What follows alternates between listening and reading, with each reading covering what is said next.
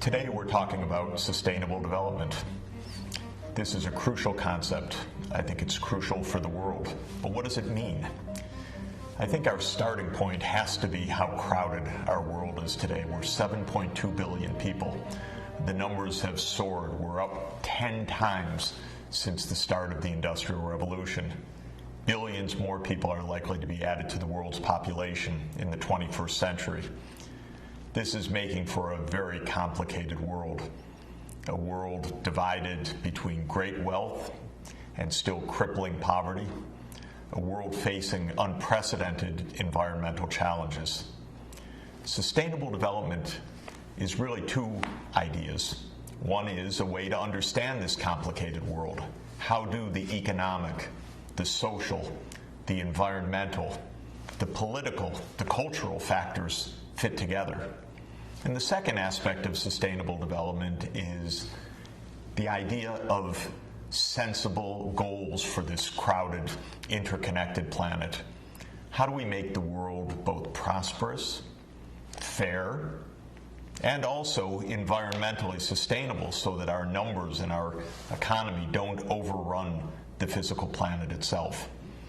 That's really the aim of the study of sustainable development. To understand the world, and of course, to help improve the world. And we need to get into that complexity. Any idea that there's one answer, one simple magic formula, one explanation, one force at work, we have to put that aside.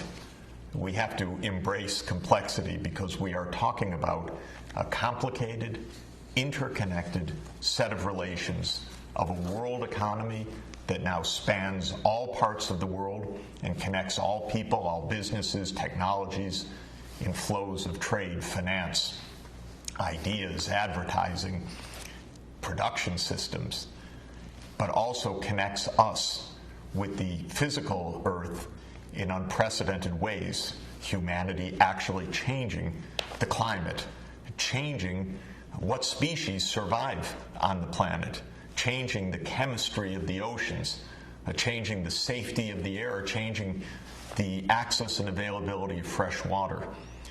It's an unprecedented situation. It's a fascinating situation. It will be the challenge of your generation.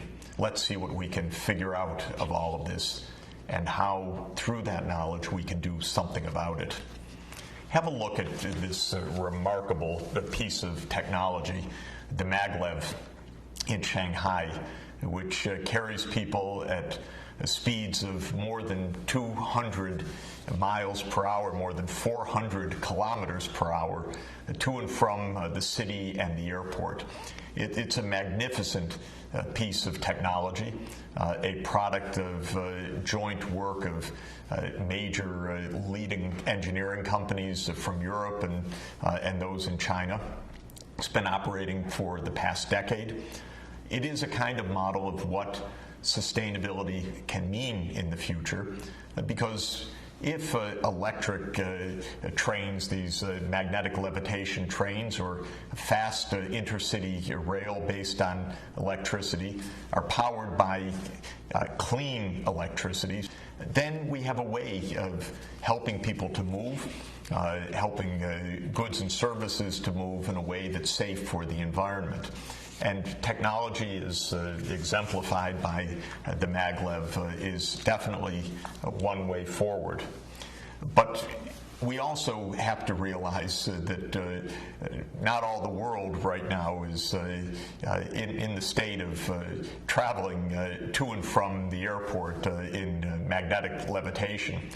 Let's look at another remarkable city, another great city in many ways, but crowded beyond belief, the city of Dhaka. You see crowds, bustle, and actually a kind of transport you can hardly find anywhere else in the world. I've experienced it. It is astounding to ride in a bicycle rickshaw or one of these buses on this incredibly crowded path. thousands and thousands of people walking to and from work, life out on the streets. What are we really seeing here? First, we're seeing one of the most crowded places in the world. We're seeing an example of the incredible rise of global population. Bangladesh is a country now of around 160 million people. That's more than 4 times the 37 million people in Bangladesh in the middle of the last century in 1950. Dhaka itself is one of the largest cities in the world right now, but think of what's happened. In 1965, Dhaka had about 500,000 people.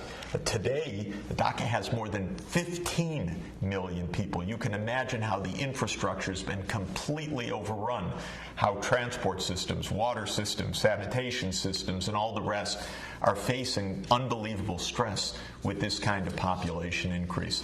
This is also part of the reality of our planet. How do you achieve sustainable development in a very low income, very, very crowded place like Bangladesh, especially taking into account how vulnerable low-lying Bangladesh is to the climate change ahead?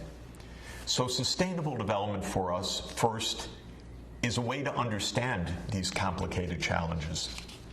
I think it's useful to think of there being 4 dimensions to that puzzle.